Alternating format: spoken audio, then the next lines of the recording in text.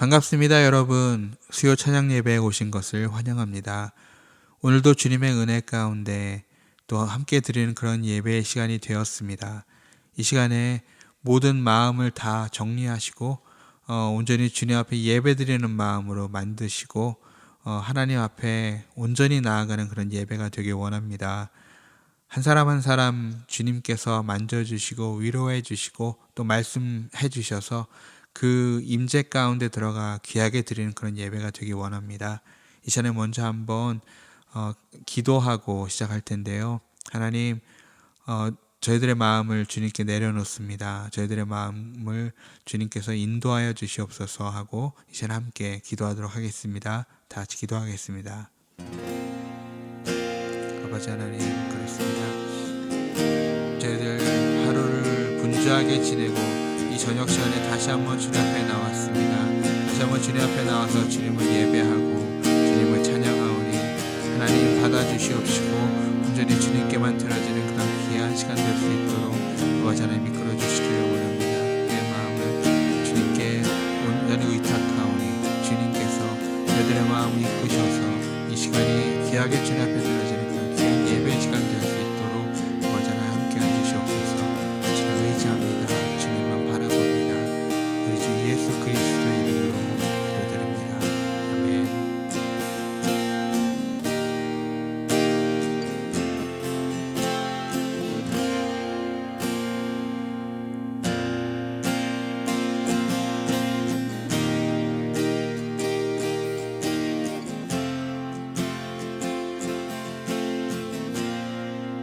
매일 스치는 사람들, 매일 스치는 사람들,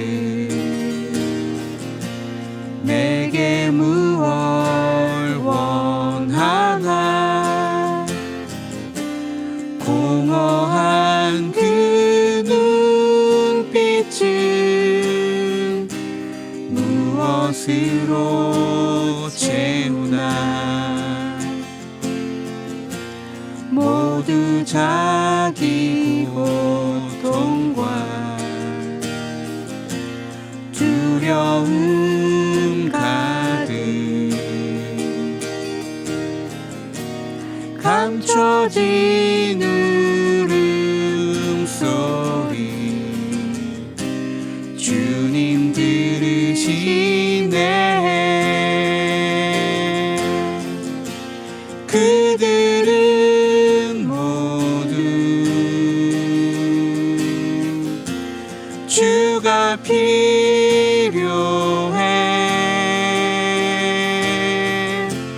깨지고 상한 마음 주가 여시네. 그들은 모두 주가 필요해.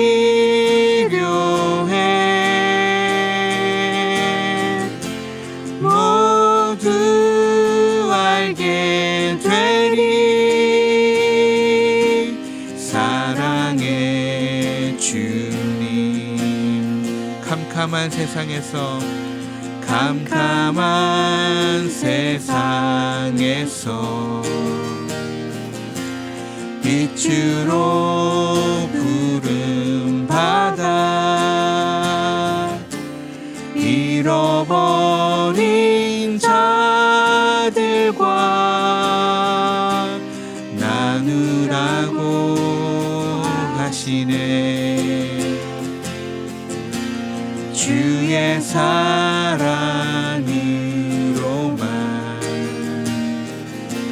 사랑할 수 있네. 우리가 나눌 때에 그들 알겠네. 그들은 모두 주가 필요해.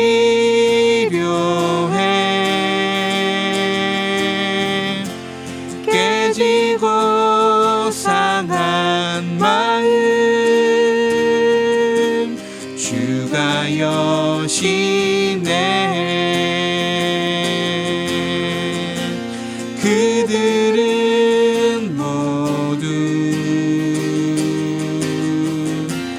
주가 필요해.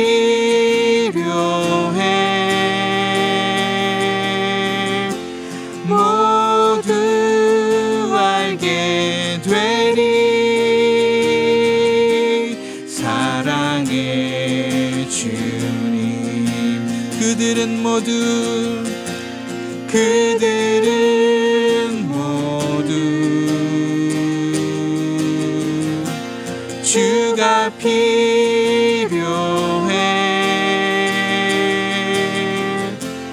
깨지고 상한 마음 주가 여시네. 그들은 모두 주가 필요해. 모두 알게 되리 사랑의 주님.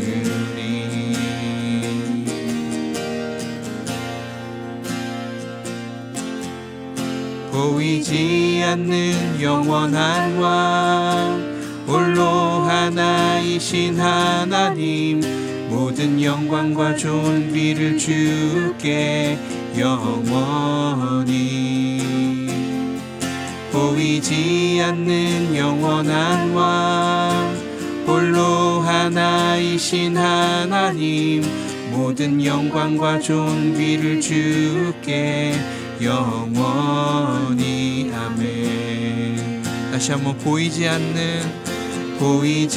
않는 영원한 왕, 홀로 하나이신 하나님, 모든 영광과 존귀를 주께 영원히. 보이지 않는 영원한 왕, 홀로 하나이신 하나님, 모든 영광과 존귀를 주께 영원히. 아멘. 영광과 존귀 영원히, 영광과 존귀 영원히, 영광과 존귀 영원히. 아멘. 영광과 존귀 영원히, 영광과 존귀 영원히, 영광과 존귀 영원히. 아멘. 영광과 존귀 영원히, 영광과 존귀 영원히, 영광과 존귀 영원히. 아멘.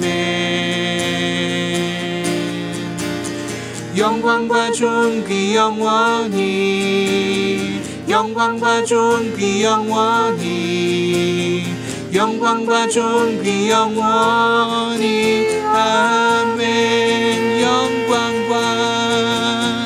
영광과 존귀 영원히, 영광과 존귀 영원히, 영광과 존귀 영원히. 아멘.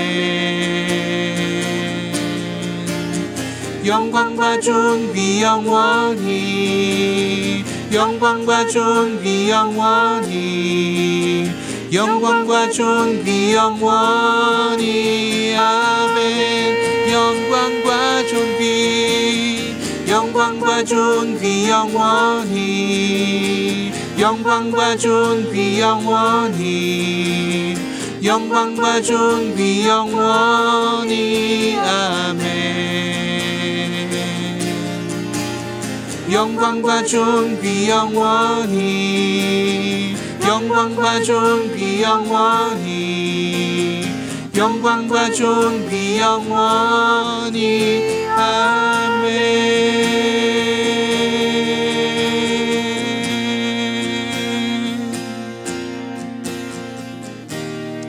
그렇습니다. 맞습니다. 우리 주님께서 영광과 존귀를 영원히 받으시기 합당하신 분이십니다.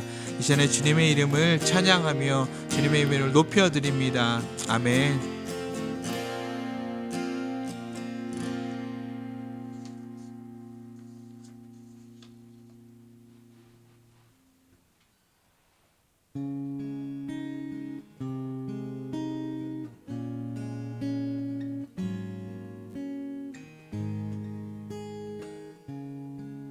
나 무엇과도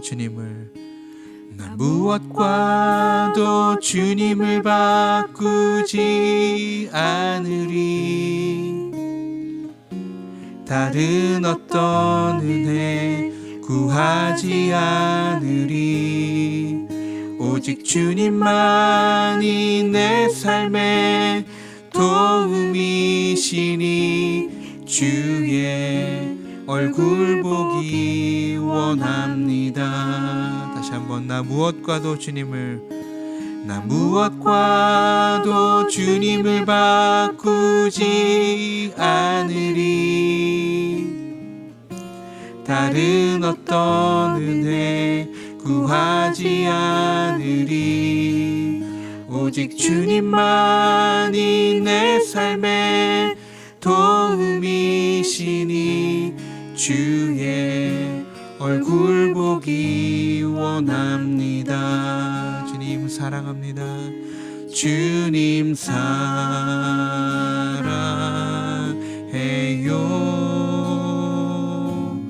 온 맘과 정성 다해 하나님의 신실한 친구 되기 원합니다. 나 무엇과도 주님을 바꾸지 않으리. 다른 어떤 은혜 구하지 않으리. 오직 주님만이 내 삶의 도움이시니 주의 얼굴 보기 원합니다. 다시 한번 나 무엇과도 주님을 바꾸지 않으리. 다른 어떤 은혜 구하지 않으리. 오직 주님만이 내 삶의 도움이시니 주의 얼굴 보기 원합니다. 주님 사랑합니다. 주님 사랑해요.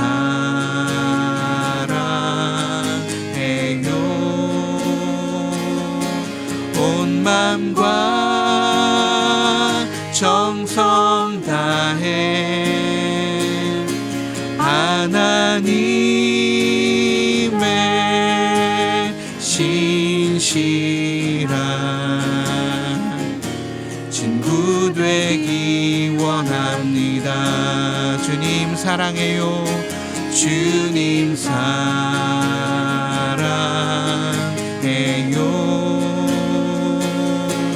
온 맘과 정성 다해 하나님의 신실한 친구 되기 원합니다. 주님 사랑해요. 주님 사랑해요.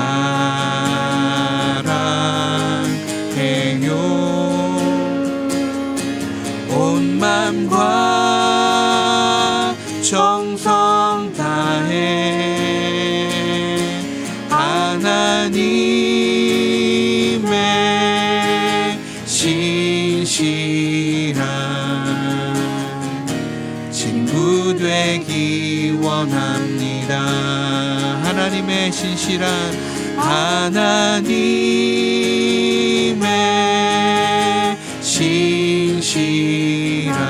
일꾼 되기 원합니다.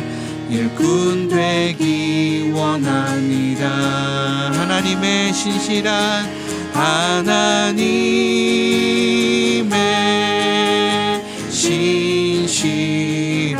자녀 되기 원합니다. 자녀 되기 원합니다.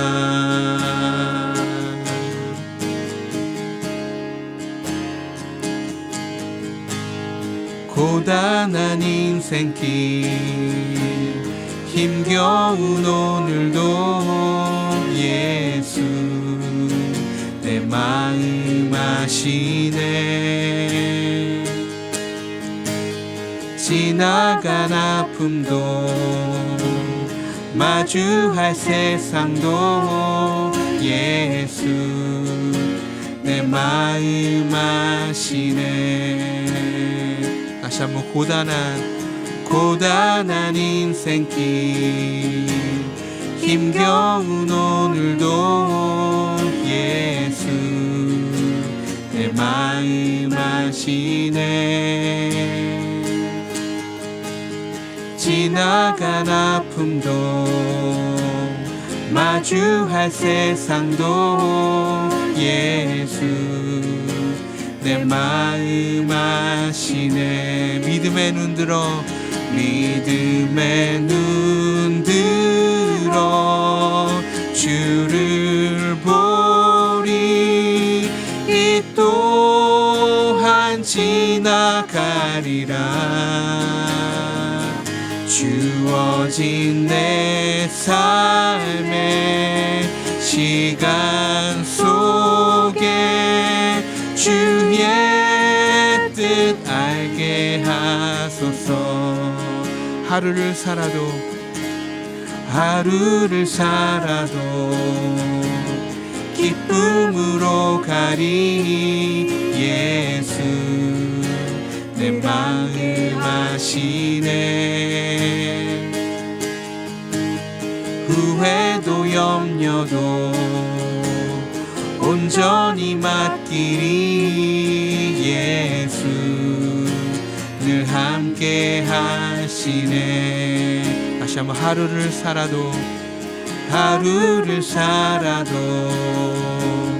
기쁨으로 가리. 예수 늘 함께 하시네. 후회도 염려도 온전히 맡기리. 예수 늘 함께 하시네. 믿음의 눈 들어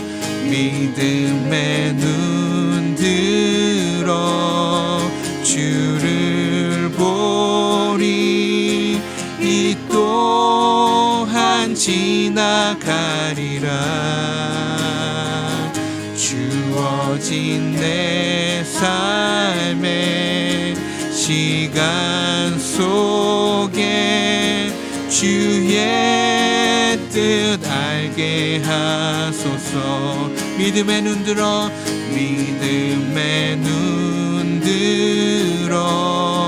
주를 보리. 이 또한 지나가리라.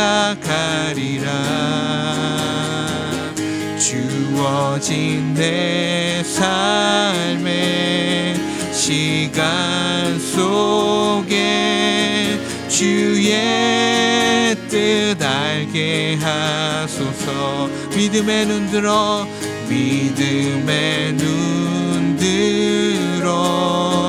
주를 보리. 이 또한 지나가리라. 주어진 내 삶의 시간 속에 주의 뜻 알게 하소서.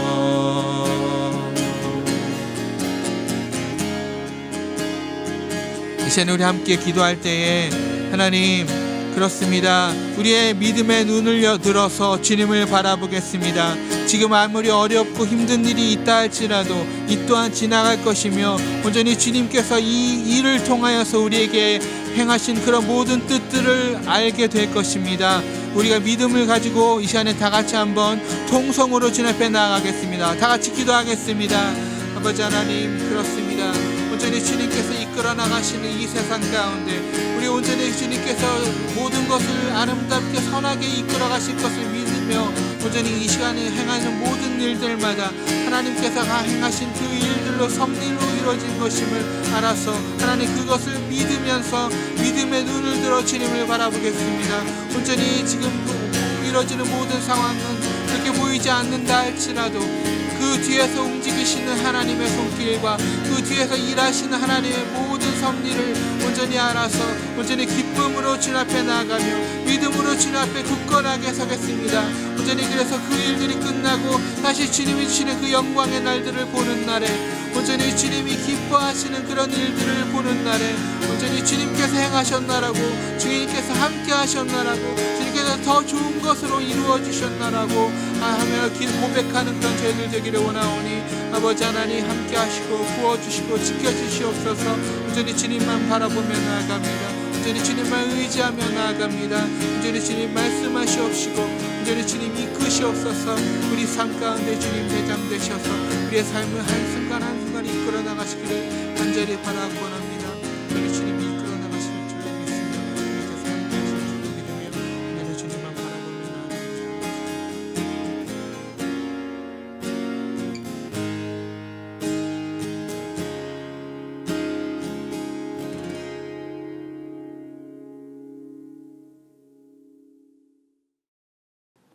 이 저녁에 우리에게 주신 하나님 말씀은 누가복음 18장 9절에서 14절까지 말씀입니다. 화면에 나오는 말씀을 우리가 함께 한 목소리로 합독하겠습니다. 또 자기를 의롭다고 믿고 다른 사람을 멸시하는 자들에게 이 비유로 말씀하시되 두 사람이 기도하러 성전에 올라가니 하나는 바리새인이요 하나는 세리라. 바리새인은 서서 따로 기도하여 이르되 하나님이여 나는 다른 사람들 곧 토색, 불의, 간음하는 자들과 같이 아니하고 이 세리와도 같이 아니함을 감사하나이다. 나는 일해에 2번씩 금식하고 또 소득의 11조를 드리나이다 하고 세리는 멀리 서서 감히 눈을 들어 하늘을 쳐다보지 못하고 다만 가슴을 치며 이르되 하나님이여 불쌍히 여기소서 나는 죄인이로소이다 하였느니라. 내가 너희에게 이르노니 이는 저 바리새인이 아니고 이 사람이 의롭다 하심을 받고 그의 집으로 내려갔느니라. 무릇 자기를 높이는 자는 낮아지고 자기를 낮추는 자는 높아지리라 하시니라. 아멘. 가끔 동네에 있는 공원에 나가서 운동할 때가 있습니다. 바쁜 일상을 보내지만 운동을 하지 않으면 체력이 더욱 떨어져서 쉽게 피곤해집니다. 근력이 떨어지면 다른 일도 하기 힘들어지기 때문에 억지로 운동을 하려고 노력합니다. LA의 저녁 공기는 참 맑습니다. 그래서 열심히 운동하면서 저녁 공기를 마시면 기분도 좋아집니다. 그런데 공원에서 운동을 하다 보면 옆에서 농구하는 사람들이 마리화나를 피워댑니다. 그 냄새가 좀 역겹고 좋지 않습니다. 저는 평소에도 담배 피는 사람 옆에도 잘 가지 않습니다. 그런데 운동을 하는 공원에서 마리화나를 피워대면 참 난감합니다. 한국에서는 상상하지도 못할 일이 이 LA에서는 자연스럽게 일어나고 있습니다. 제가 스리랑카에 있을 때에 저희 집 앞에 공원이 하나 있었습니다. 주말이 되면 현지인들이 가족 단위로 공원에 나와서 여가를 보내는 그러한 사람들이 있었습니다. 그런데 한 가족이 왔는데 그 가족 안에 비슷한 나이대의 여성들이 서너 명이 있습니다. 처음에는 참 이상하게 생각했죠. 자매들인가 생각도 했습니다. 그런데 거기에 사는 무슬림 사람들은 아내를 4명까지 둘 수 있다는 것을 알고 이해하게 되었습니다. 가정 방문을 하다 보면 첫째 부인, 둘째 부인, 셋째 부인 이렇게 있는 것을 보게 됩니다. 무슬림 국가에서는 이렇게 4명의 아내를 둘 수 있도록 법으로 허용하고 있습니다. 스리랑카에서 선교 사역할 때 그래도 일주일에 한 2번 정도는 밤에 나가서 운동을 하였습니다. 밤이라고 해도 운동을 하다 보면 마치 한증막에서 운동하는 것처럼 온몸에 땀이 범벅이 됩니다. 그래도 운동을 해서 근력을 키워야만 더운 낮 시간을 이겨낼 수 있기 때문에 생존을 위해서 열심히 운동을 했습니다. 스리랑카에서 운동할 때도 그렇고 미국 LA에서 운동할 때도 그렇지만 운동하는 이 파트너는 주로 한국 사람들입니다. 한국 사람들끼리 모여서 운동을 하지요. 가끔 현지인들과 외국인들과도 운동할 때가 있지만 고정 멤버는 한국 사람들입니다. 아무래도 정서가 같고 공감대가 형성되기 때문에 대화가 통하는 사람이라서 그렇습니다. 한국 사람들이 모이면은 여러 가지 이야기를 하지만 스리랑카에서는 아내를 여러 명 두는 사람에 대해서 이야기합니다. 미국에서는 공원에서 마리화나를 피워대는 사람들 못마땅하다고 이렇게 투정거리기도 합니다. 한국 같으면은 경찰이 출동해서 단속하였을 텐데 이 나라 법으로는 허용하기 때문에 아무도 단속하지 않고 누구도 문제 삼지 않는다는 거죠. 이런 얘기들을 할 수 있습니다. 그런데 만약 한국 사람이 다른 나라에 가서 그 나라 현지법이 허용한다고 해서 그 어떤 행동을 하면 어떻게 될까요? 예를 들어서 캘리포니아에 사는 이 한국 사람이 마리화나를 피우면 어떻게 될까요? 캘리포니아에 있을 때에는 괜찮을 수 있습니다. 그러나 이 사람이 다시 한국으로 들어가면 바로 한국법에 의해서 처벌을 받게 됩니다.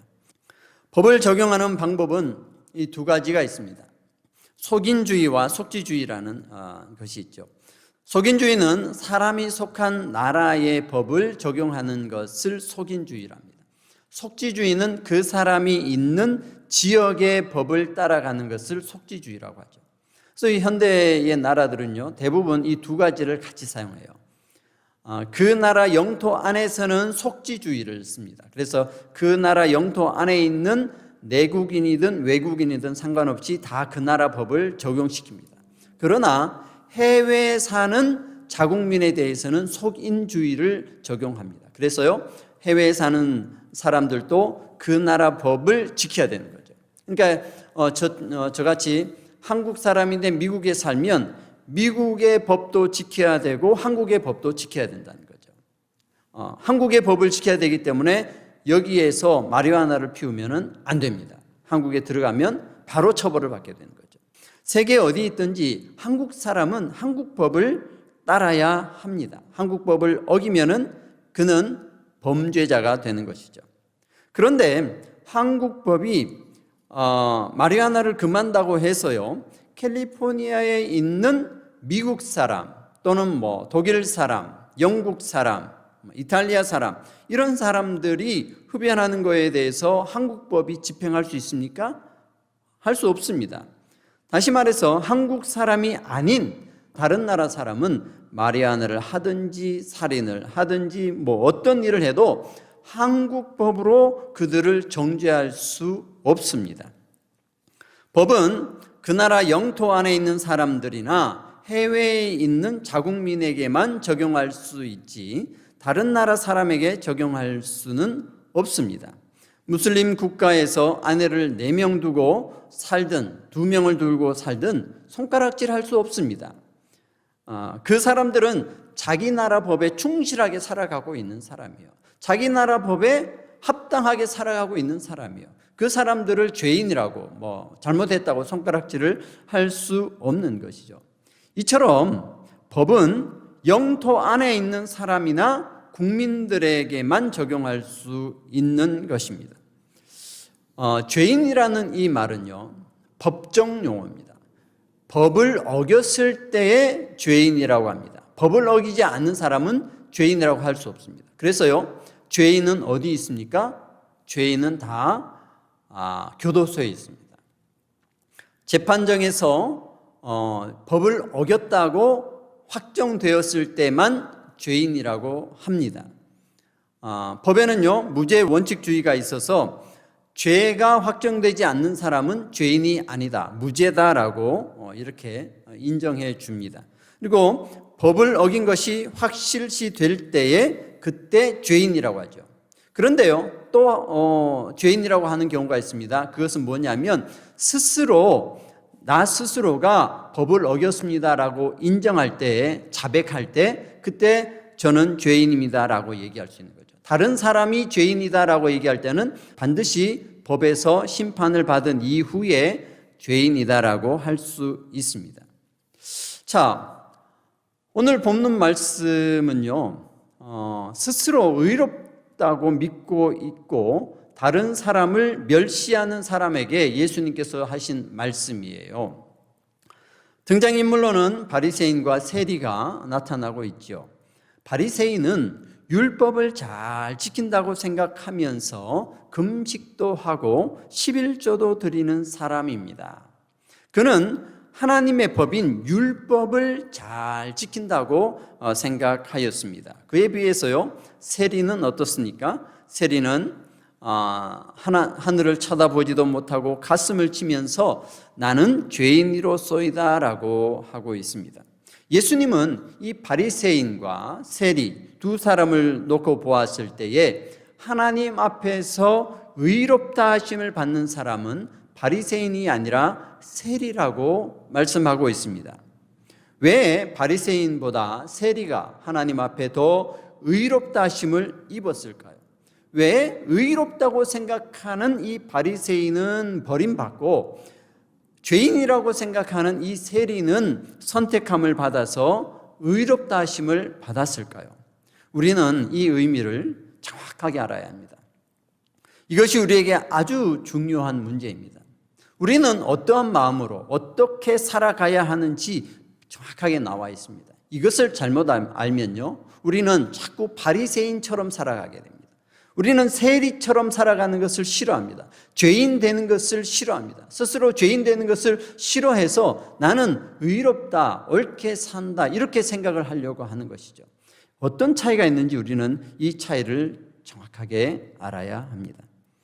성경에는 의인과 죄인이 등장합니다. 악인도 등장합니다. 죄인과 악인의 차이는 무엇일까요? 누가 죄인이고 누가 악인일까요? 이것은 간단합니다. 죄인은 반드시 법을 어겼다고 판정될 때, 또는 자기 스스로가 저는 법을 어긴 사람입니다라고 고백할 때, 그때 죄인이 되는 겁니다. 법의 판단을 받지 않는 사람, 법으로 정죄되지 않는 사람은 악인이에요. 똑같은 행동을 해도 법에 의해서 죄인이 되고 법의 판정을 받지 않는 사람은 악인이라고 하는 것입니다. 성경은 이 죄인과 악인에 대해서 정확하게 나누고 있습니다. 하나님의 법으로 정죄할 수 있는 사람을 가리킬 때만 죄인인 거죠. 하나님의 법으로 정죄할 수 있는 사람은 누구입니까? 하나님의 법 안에 있는 사람입니다. 다시 말해서요, 하나님의 백성만 하나님의 법으로 정죄할 수 있는 거예요. 하나님의 백성이 아니면 하나님의 법으로 정죄할 수 없습니다. 하나님을 왕으로 모신, 하나님과 내가 왕과 백성이 되겠다고 언약을 맺은 사람만 하나님의 법으로 정죄할 수 있는 거죠.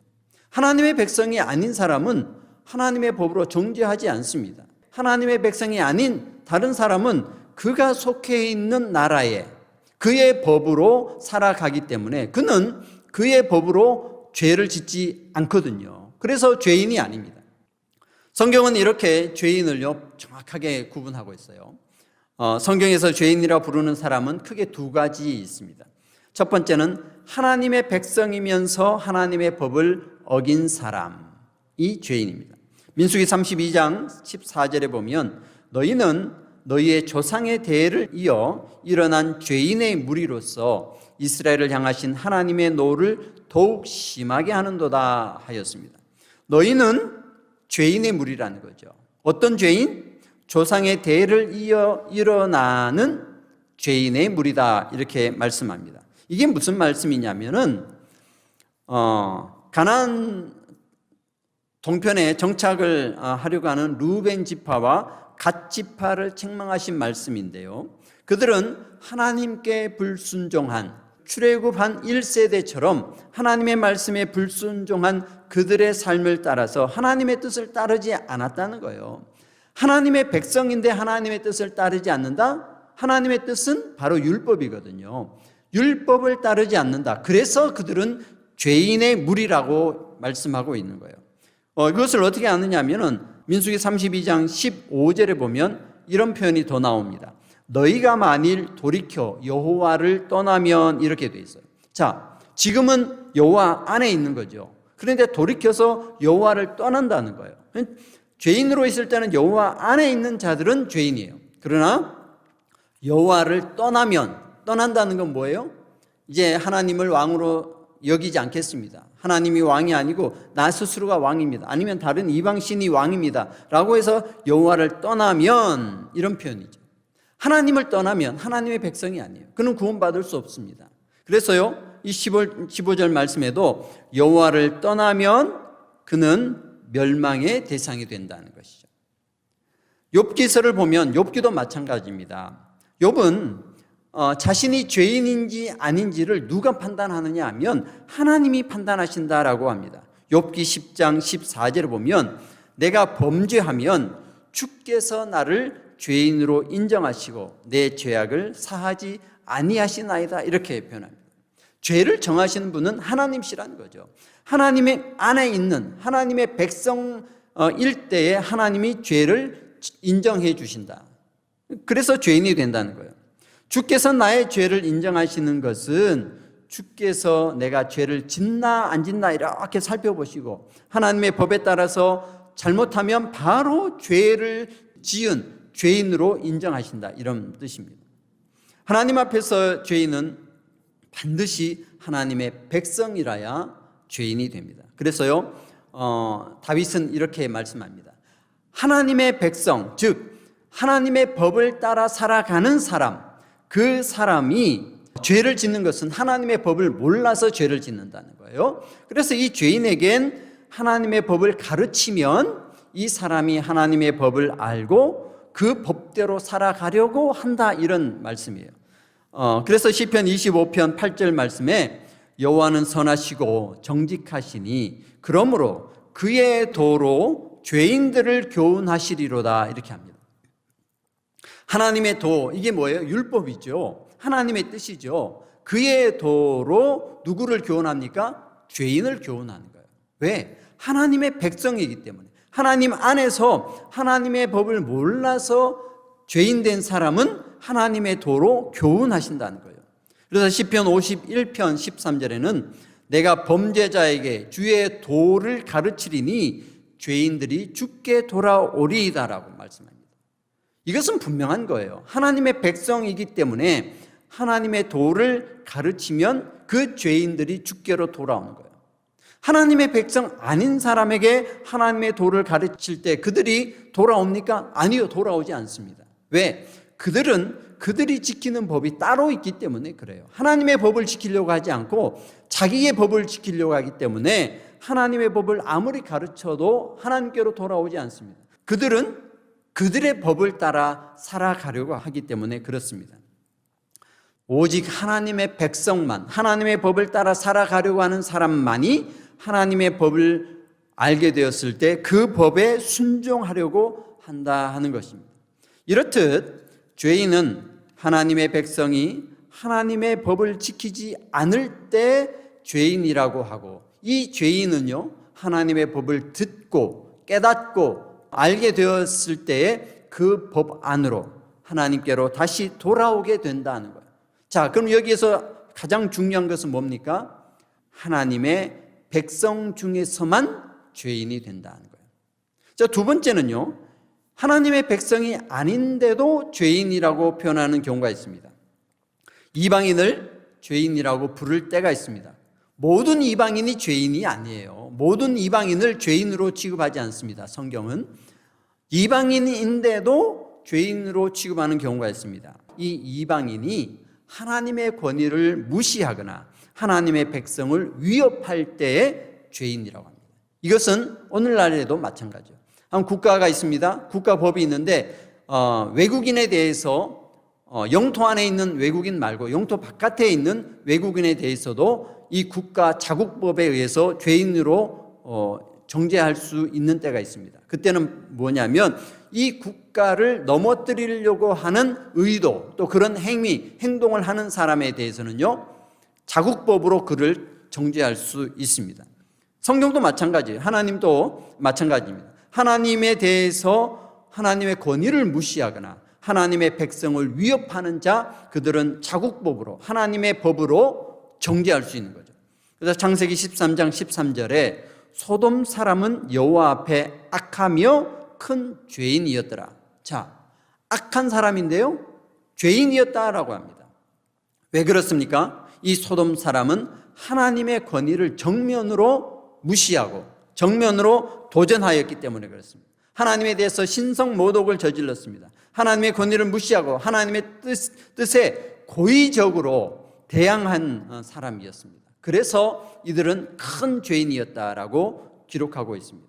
그리고 사무엘상 15장 18절에 보면 아말렉 사람을 죄인이라고 합니다. 왜냐하면 이 아말렉 사람은 어떤 사람이에요? 출애굽한 이스라엘 백성들을 대적하였기 때문에, 이방인이지만 하나님의 백성들을 위협하고 그들을 죽이려고 했던 그 행동 때문에 하나님께서는 이 아말렉 사람들의 죄를 결코 잊지 않으셨습니다. 하나님의 법에 의해서 이 아말렉 사람은 죄인이라고 하는 것이죠. 하나님의 백성이 아닌데 하나님의 법을 어겼을 때 죄인이라고 할 수 없는 거예요. 그는 악인이라고 합니다. 그들이 아무리 자기의 법에 충실하게 살아간다 할지라도 하나님 앞에 악한 사람이죠. 그래서 하나님은요, 악한 사람과 죄인을 구분합니다. 죄인은 하나님의 백성, 악한 사람은 하나님의 백성이 아닌데 악하게 살아가는 사람이죠. 이 교회는 세상을 향해서 죄인이라고 하는 말을 이제 그쳐야 됩니다. 믿지 않는 불신자들에게 죄인이라고 말하는 것은 옳지 않습니다. 그들은 죄인이 아니에요. 그들은 하나님의 법에 의해서 죄인으로 판정되지 않습니다. 할 수 없습니다. 그들은 불신자예요. 이방인들입니다. 자기 법대로 살아가는 사람이에요. 자기 법에 충실하게 살아가는 사람이에요. 그래서요, 이방 사람들 중에서 정말 의롭게 살아가는 사람이 많습니다. 왜? 자기 법에 의롭게 살아가는 것이죠. 자기 법에 의롭게 살아간다고 해서 그가 하나님의 백성 되느냐? 안 됩니다. 하나님을 왕으로 인정하고 하나님의 말씀에 절대 순종하겠다고 하는 사람만이 하나님의 백성이 되는 거지, 자기 법대로 살아가는 사람은 하나님의 백성이 아니에요. 예. 그러면 세상에 있는 사람들, 불신자들, 이들을 성경은 뭐라고 말씀하고 있습니까? 예수님께서는요, 이들을 향하여 죽은 자들이라고 합니다. 세상 법에 의해서도 피의자가 죽으면 법 적용을 하지 않습니다. 죽은 자에게는 법 적용을 하지 않아요. 그래서 하나님의 백성이 아닌 세상에 있는 사람들을 예수님은 죽은 자다라고 표현하였습니다. 그래서 죽은 자들로 죽은 자를 장사하게 하라. 하나님의 법에 따라 살아가는 사람은 하나님의 백성이 되지만 하나님의 백성이 아닌 사람들은 죽은 자들이에요. 그들에게는 하나님의 법을 적용할 수 없습니다. 왜요? 죽었기 때문에. 죽은 사람에게 어떻게 법을 적용할 수 있습니까? 아무리 살인자라 할지라도 죽으면 공소권이 없어집니다. 수사를 하다가도 수사를 종결해버려요. 왜? 죽었기 때문에. 법은 살아있는 백성에게만 적용되는 것입니다. 죽은 자를 죄인이라고 정죄하지 못합니다. 세상의 불신자들을 볼 때 죄인이라고 보지 마십시오. 죄인이기 때문에 저 죄를 어떻게 고쳐야 되고 이렇게 접근을 한다면 그것은 잘못된 접근입니다. 우리는요, 세상 사람들을 볼 때, 불신자들을 볼 때 죽은 자로 보아야 하는 것이죠. 죽은 자는 어떻게 해야 됩니까? 죽은 자는 살려내야 돼요. 죽은 자에게 율법을 갖다 대고 하나님의 법대로 살아가라, 이렇게 해야 의롭게 된다, 이게 다 소용없는 거예요. 죽은 자는 살려내는 것이 우선입니다. 다시 말해서 하나님의 백성 아닌 사람은 하나님의 백성 만드는 것이 우선이에요. 하나님의 백성이 될 때에 그 다음에 하나님의 법에 의해서 죄인인지 의인인지를 따지는 거예요. 백성도 안 된 사람에게 율법을 갖다 대고 이렇게 살아라 저렇게 살아라 하면은 그 사람은 죽었는데 어떻게 말씀대로 살아갈 수 있겠습니까? 응급실에 위급 환자가 왔습니다. 그런데 이 환자가 흉악범이에요. 의사는 이 죽어가는 이 환자를 대하면서 이 환자가 흉악범이기 때문에 너 빨리 가서 너가 지은 죄를 용서받고 합의하고 그리고 여기 와라. 그러면 내가 수술해 주겠다. 이렇게 할 수 있습니까? 그렇게 할 수 없습니다. 죽어가는 자는 얼른 그 생명을 살려놓는 것이 첫 번째예요. 살려놓은 다음에 그가 건강해지면 그 다음에 법에 따라서 용서를 빌든지 합의를 하든지 할 수가 있는 것입니다. 죽은 자는 먼저 살려야 합니다. 하나님 앞에서 죽은 자도 마찬가지입니다. 하나님 앞에서 죽은 자는 누굽니까? 하나님을 모르는 자예요. 하나님을 왕으로 삼지 않는 사람입니다. 하나님의 주인 되심을 모르는 사람입니다. 그래서 창조주 하나님을 외면하고 살아가는 사람들, 그들은 죽은 자예요. 에덴 동산에서 아담과 하와에게 말씀하신 것처럼 정령 죽으리라 해서 그들은 죽었어요. 하나님과 관계가 단절되었습니다. 하나님의 백성이 아닙니다. 그런데 하나님께서 그 사람들 중에 아브라함을 선택하여서 아브라함과 언약을 맺었습니다. 내가 너와 언약을 맺고 이 법에 따라 너를 대하겠다. 이 법에 따라서 나는 너의 하나님이 되어주겠다. 너는 나의 백성이 될 것이다 라고 말씀하셨습니다. 여기에서부터 하나님은 왕이 되시고 언약 안에 있는 사람은 백성이 되는 것입니다. 이 언약 안에 들어오지 않는 사람은 다 죽은 자예요. 죽어 있습니다. 이렇게 볼 때에 하나님 앞에서 죄인 된다는 것은 어떤 의미입니까? 여러분, 하나님 앞에서 죄인 된다는 것은 부정적 의미입니까? 긍정적 의미입니까? 죽은 자에 비해서 죄인은 살아있는 자입니다. 하나님의 백성된 자만이 죄인이 될 수 있습니다. 그러면 죄인 된다는 것은 긍정적입니까? 부정적입니까? 이건 긍정적인 거예요. 우리는 이 관점을 바꿔야 됩니다.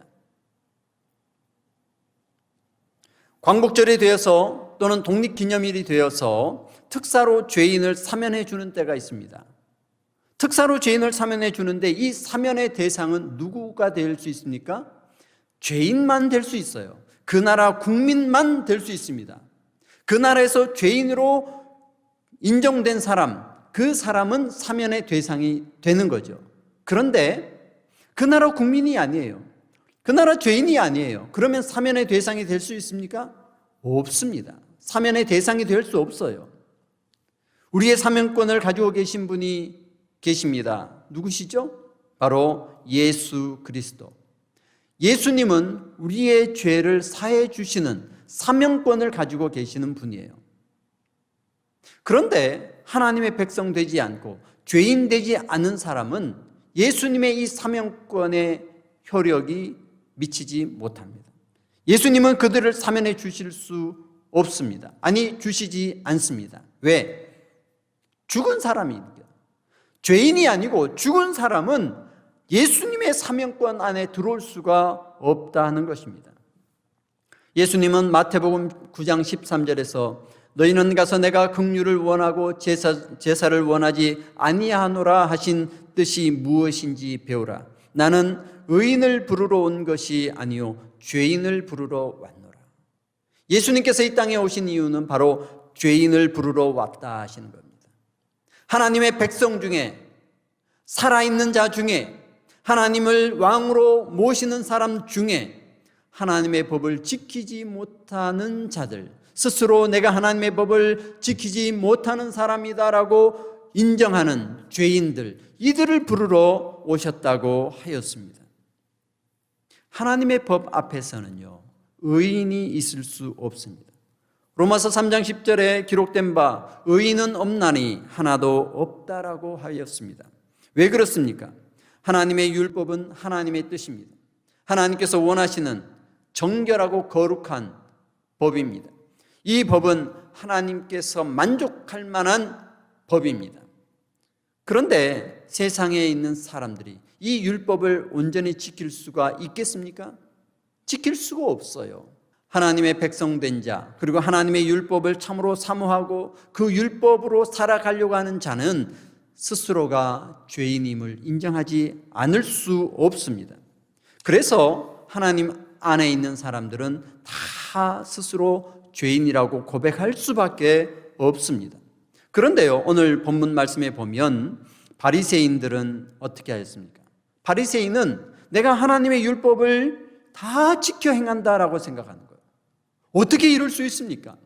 하나님의 율법을 스스로 다 지켜 행한다. 하나님이여, 나는 다른 사람들 곧 토색, 불의, 간음을 하는 자들과 같지 아니하고 이 세리와도 같지 아니함을 감사나이다. 나는 일에 2번씩 금식하고 또 소득의 11조를 드립니다 하면서 이것을 통하여 하나님의 율법을 자기가 다 지키는 것으로 생각합니다. 이거 어떻게 이렇게 될 수가 있는 것이죠?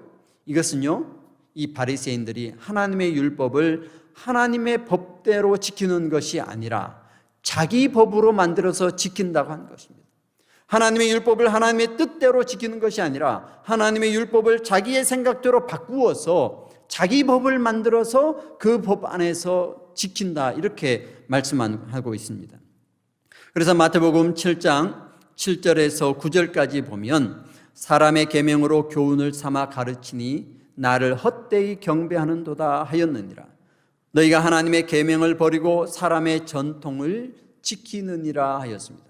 예수님께서는 이 바리새인들이 스스로 율법을 잘 지킨다고 하는 것을 무엇이라고 표현하였느냐 하면 하나님의 계명을 버리고 사람의 전통을 지키는 자라고 하였습니다.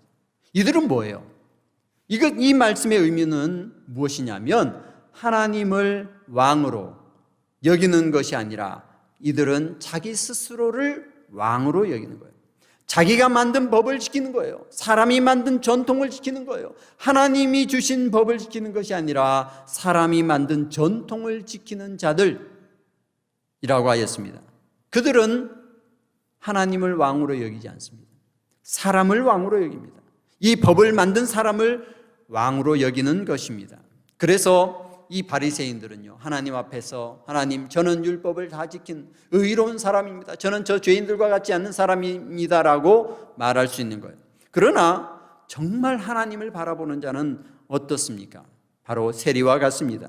하늘을 쳐다보지도 못하고 가슴을 치며 하나님이여 불쌍히 여기소서, 나는 죄인이로소이다 라고 말씀드릴 수밖에 없습니다. 왜냐하면 하나님의 뜻을 알기 때문에, 하나님의 법을 알기 때문에 그 법에 의해서 나는 죄인이라고 고백할 수밖에 없는 이 사람은 진정 하나님의 백성입니다. 그렇기 때문에 그는 하나님 앞에서 의롭다 여김을 얻게 됩니다. 왜? 하나님의 용서가 들어갈 수 있기 때문이죠. 하나님의 백성이 아닌 죽은 자들에게는 하나님의 용서가 들어가지 않습니다. 그러나 하나님의 백성에게는 하나님의 용서가 들어갈 수 있는 것입니다. 예수님은 이렇게 말씀하였습니다. 나는 의인을 부르러 온 것이 아니요 죄인을 부르러 왔노라 라고 하였습니다. 이 말씀은 세상 법에 따라 죄인으로 판정받은 죄인을 말씀하는 것이 아닙니다. 예수님께서 부르러 오신 그 죄인은 인간 사회에서 인간들이 생각하는 그 법을 어긴 죄인을 부르러 왔다는 것이 아닙니다. 로마법을 어겨서 로마 감옥에 갇혀 있는 그 죄인을 부르러 오셨다는 말씀이 아닙니다. 한국법을 어겨서 한국 감옥에 있는 그 죄인을 부르러 왔다는 말씀이 아니에요. 이 말씀은 오직 하나님의 백성으로 하나님의 법에 죄인으로 여기는, 하나님의 법을 어김으로 가슴 아파하는 그 죄인들을 부르러 오셨다는 겁니다. 하나님을 진정한 왕으로 섬김으로 왕 대신 하나님의 법을 지키지 못하는 그 가슴 아픈 마음으로 살아가는 이 죄인들을 부르러 오셨다는 것입니다. 예수 그리스도의 십자가의 보혈의 피, 구속의 피는 바로 이런 죄인들을 위한 것입니다. 하나님 나라의 죄인들입니다. 하나님의 백성들은 모두 하나님 앞에 죄인일 수밖에 없기 때문에 하나님의 백성들을 부르러 오셨다는 거예요. 그래서 예수님께서는 처음에 사역 처음 시작하는 그때 하신 말씀이 회개하라, 천국이 가까이 왔느니라. 너희 마음을 돌이켜서 하나님께로 돌아와라, 하나님의 백성이 되어라 라고 말씀하신 거예요. 그 하나님의 백성이 되어서 스스로 하나님의 법에 의하여 죄인됨을 시인하는 자들, 이 사람들은 예수님의 십자가의 보혈의 피로 구속 곧 죄 사함을 받게 되기 때문에 그렇습니다. 누가 죄인입니까? 세상 법을 어기는 사람이 죄인입니까? 세상 법을 어긴 사람은 세상 법으로 재판을 받습니다. 죽은 자들로 저희 죽은 자를 장사하게 하라 하셨습니다. 그러나 하나님의 백성들, 하나님을 왕으로 섬기는 사람들은 하나님 앞에서 죄인임을 고백하게 됩니다. 하나님의 백성이면서 스스로 죄인인 것을 모르는 사람은 하나님의 법을 모르기 때문입니다. 그래서 다윗의 시편 51편 13절 말씀, 내가 범죄자에게 주의 도를 가르치리니 죄인들이 주께 돌아오리이다 라고 하였습니다. 우리는 먼저 하나님 앞에 죄인이 되어야 합니다. 죽은 자가 되어서는 안 됩니다. 하나님의 백성이 되어야 합니다. 하나님의 법을 따르는 자가 되어야 합니다. 그 법에 따라 죄인임을 고백하는 자가 될 때에 예수 그리스도의 구원의 은총이 하늘로부터 임하게 될 것입니다. 우리 하나님 앞에 죄인임을 고백할 수 있기를, 하나님의 진정한 백성 되기를, 하나님을 온전한 주인으로, 온전한 왕으로 모시는 하나님의 거룩한 백성 되어 하나님, 저도 하나님 앞에 죄인입니다 라고 고백할 수 있는 그러한 사람이 되기를 주의 이름으로 축원합니다. 살아계신 하나님 아버지, 감사합니다. 오늘 주신 말씀을 통하여 우리가 하나님 앞에 죄인 되기를, 죄인 된 자격을 갖기를, 하나님을 진정한 왕으로, 하나님을 진정한 주인으로 고백하며 하나님의 말씀이 우리의 삶의 기준이 되는 그러한 사람이 되기를 소원합니다. 우리의 마음을 돌이켜 회개하며 하나님께로 돌아와 하나님의 말씀이 기준이 되어 살아가는 자 되기를 원합니다. 하나님, 그렇게 살아가겠습니다. 그렇게 우리의 마음을 청하겠습니다. 주의 말씀을 대할 때마다 죄인임을 고백하며 가슴 아파하며 하나님, 그 말씀이 신실하고 거룩한 것을 늘 고백하며 인정하며 살아가겠습니다. 성령 하나님, 우리를 붙들어 주옵소서. 내가 죄인입니다. 내가 죄인이오니 주여 이 손을 붙들어 주옵소서 간구하며 고백하는 사람으로 살아가겠습니다. 하나님, 함께하여 주시옵소서. 하나님의 백성으로 삼아 주시옵소서. 예수님 거룩하신 이름으로 간절히 기도하옵나이다. 아멘.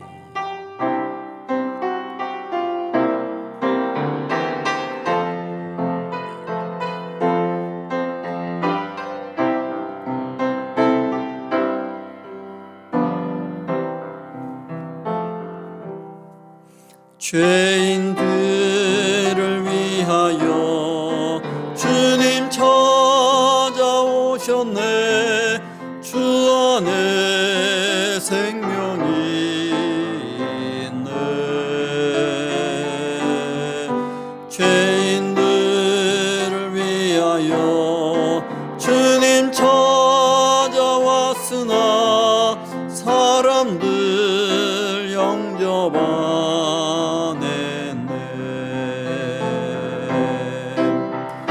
예수 안에 생명이 있네.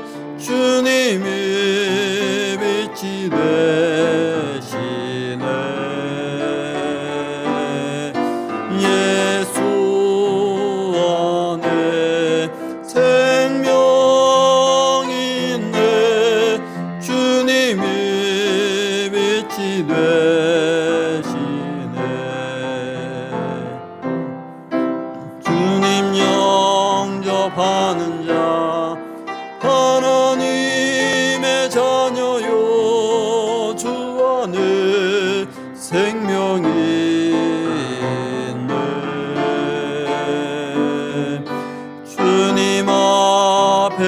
오시오 어서 빨리 오시오 주 안에 생명이 있네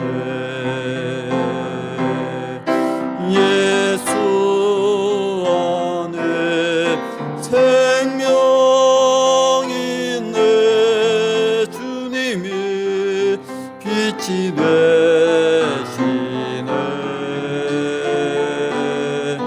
예수 안에 생명이 있네 주님이 빛이 되시네